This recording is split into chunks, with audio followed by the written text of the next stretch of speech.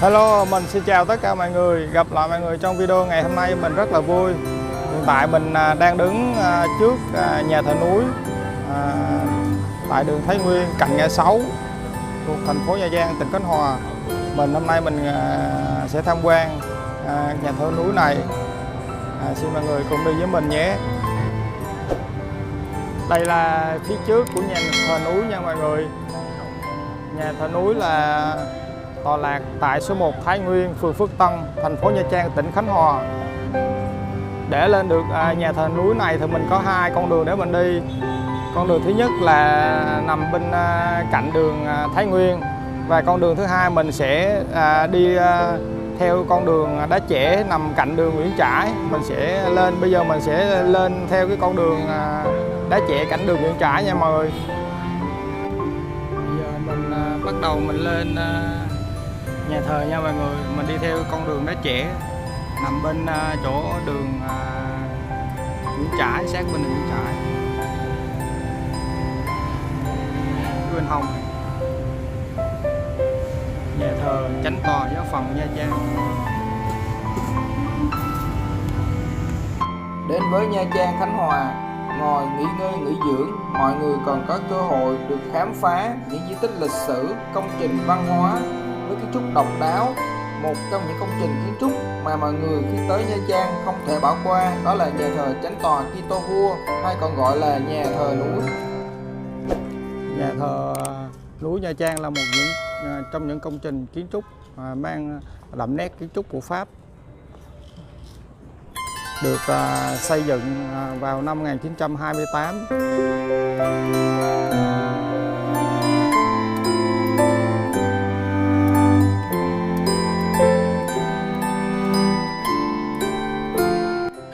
Nhà thờ tọa lạc trên một ngọn núi nhỏ cạnh ngã 6 thuộc trung tâm thành phố Nha Trang.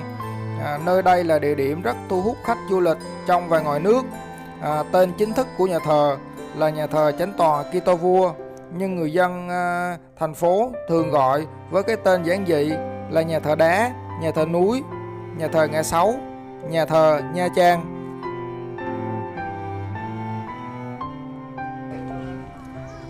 Phía bên này là những cái vị thánh của đạo Công giáo nha mọi người.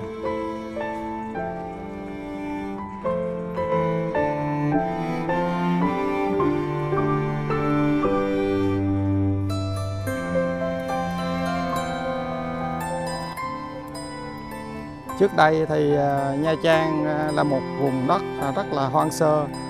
Khi người Pháp tới thì họ đã cho san phẳng cái ngọn núi này. Ngọn núi này có tên người dân địa phương gọi là núi Bông, và người Pháp đã san phẳng với 500 quả mìn để với diện tích 4.500 m² để xây nhà thờ. Nhà thờ thì chính thức khởi công xây dựng vào năm 1928 nha mọi người.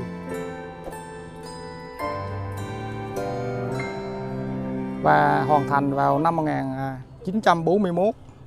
Và từ đó thì cái tên nhà thờ núi thì cũng ra đời từ đó.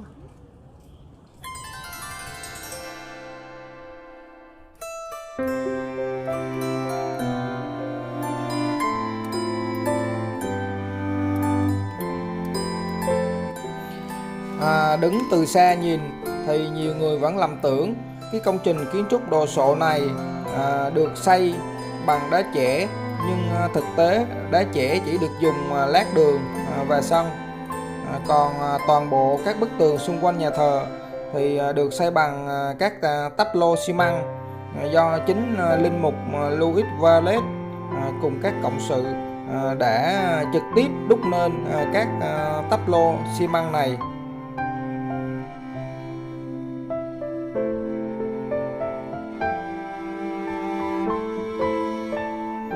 Phía ngoài sân của nhà thờ mình cũng có thấy có rất nhiều các vị thánh trong đạo Công giáo. Vì mình không phải là đạo Công giáo cho nên mình không có biết những cái vị thánh này.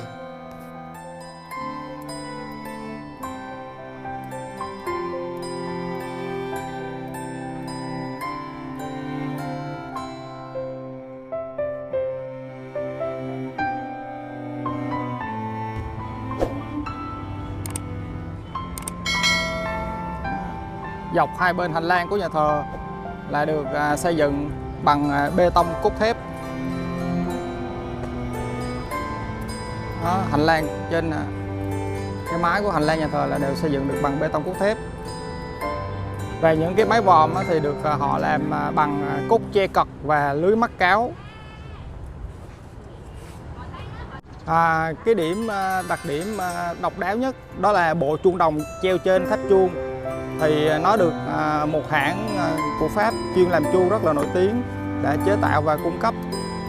Cái quả chuông đầu tiên thì có âm vực là mi dáng, được nhà thờ làm phép vào năm 1934. Và hai quả chuông còn lại thì có âm vực là âm đô và âm la, và cũng được nhà thờ làm phép vào năm 1939.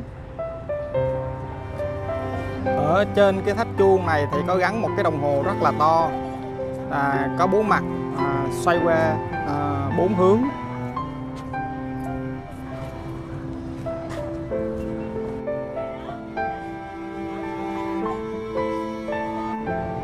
Và điểm cao nhất của nhà thờ chính là đặt thánh giá ở nơi tháp chuông, có độ cao khoảng 38 m nha mọi người. Đôi lúc mà người dân Nha Trang không có cần nhìn cái đồng hồ cá nhân của mình, mà chỉ nhìn lên tháp chuông của nhà thờ núi là biết ngay là mấy giờ. Mình đang đi dọc trên hành lang của nhà thờ để sau đó tiến vào khu thánh đường trong nhà thờ.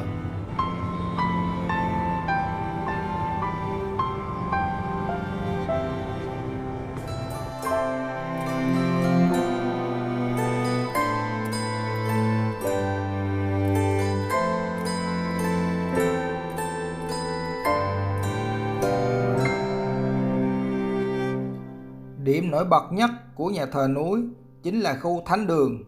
Bước qua cửa tiền đàn, ta sẽ bắt gặp một không gian mênh mông, khoáng đạt và tràn ngập ánh sáng. Hoa văn để sử dụng trang trí nhà thờ là những đoạn thẳng được bố trí hài hòa, tạo nên vẻ đẹp giản dị nhưng không kém phần trang nghiêm.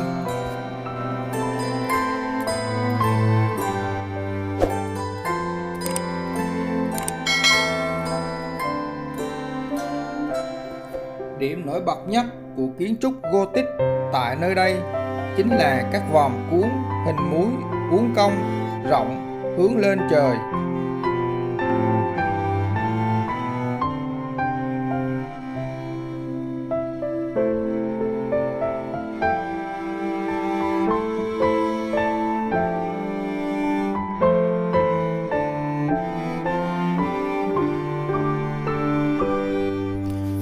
Bốn tràng đàn, tức là nói về cuộc khổ nạn của Chúa Giêsu, được mô phỏng bằng những bức họa treo trên tường. Những bức tranh thánh ở đây bằng kính màu đã tạo nên một vẻ đẹp rực rỡ và sang trọng.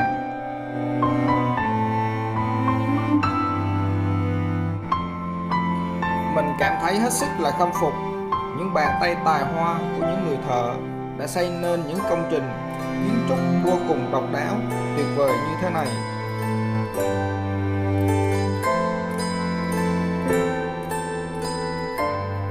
Bên cạnh đó, để khai thác hết những hiệu quả của ánh sáng mặt trời của hai hướng Đông và Tây, các nhà thiết kế đã cho lắp nhiều loại kính màu xanh, đỏ và các vòm cửa hoa hồng. Tất cả đã tạo nên một cảnh sắc tuyệt đẹp, nhẹ nhàng, làm dịu đi bầu không khí trang nghiêm vốn có thường thấy ở những nơi trang nghiêm thờ phụng.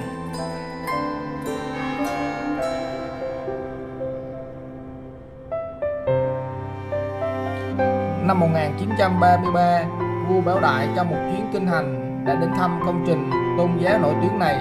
Lúc đó thì nhà thờ đang trong giai đoạn xây dựng hoàn thiện.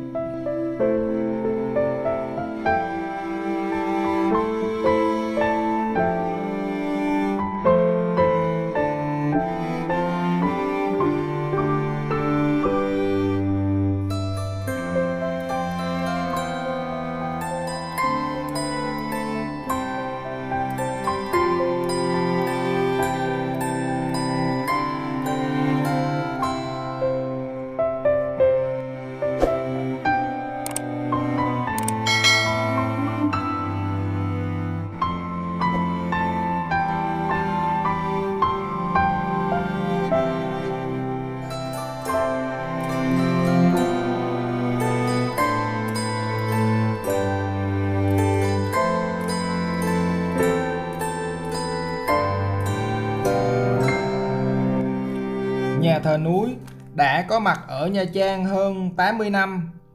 Từ xa nhìn lại thì chúng ta sẽ thấy nơi đây giống như là một tòa lâu đài cổ đại La Mã, đứng chắc chắn sừng sững trên một ngọn núi nhỏ với một màu xám tro. Công trình xây dựng này vẫn vững chãi, hiên ngang trước mưa nắng gió sương. Đối với bà con giáo dân ở thành phố Nha Trang thì nhà thờ núi có một vị trí vô cùng quan trọng. Họ đến đây để cầu nguyện, để được Chúa ban hồng ân. Bên cạnh đó thì mình cũng thấy thỉnh thoảng có những cặp uyên ương cũng thường tới đây để chụp hình lưu niệm cho ngày trọng đại, ngày cưới của mình ở nhà thờ. Và họ cũng chọn nơi đây để tổ chức cái đám cưới, chứng nhận cho sự thăng hoa kết trái của tình yêu đôi lứa.